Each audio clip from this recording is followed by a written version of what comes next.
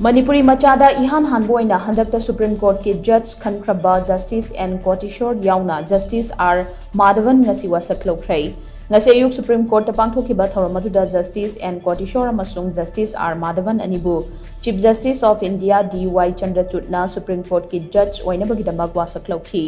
thoram asigi singthaningai oiba masak ama hairagadi Indiana ningkha tamba fanglaba matung chahi humputara gi matung da lemjaningai oiraba famasi Manipur singi marakta ahan boina Justice N Kotiswarna oiba ngamlakhiba sini ningsingba yabadi Chief Justice of India D.Y. Chandrachudna luchingba court asigi collegium na haukiba tang taramathoi da Justice N Kotiswar amasung Justice R Madhavan gi maming ase Supreme Court ki judge oinabagidamak seniority merit amasung judicial integrity da meeting thamlaga recommend tokibani madugi matung haukiba tang taraga tarukta central government na Supreme Court ki collegium na tharakiba recommendation adu ayaba pikibani Justice N Kotiswar amasung Justice R Madhavan na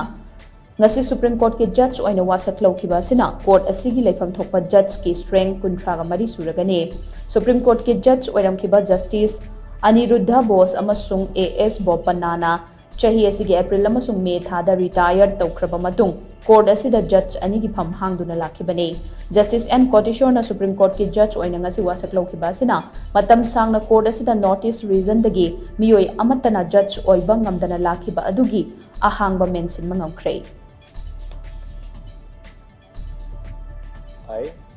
I, Nomai Kapam Kotiswar Singh, having been appointed a judge of the Supreme Court of India, having been appointed a judge of the Supreme Court of India, do solemnly affirm that I will bear true faith and allegiance to the Constitution of India as by law established, that I will bear true faith of India, that I will uphold the sovereignty and integrity of India, that I will do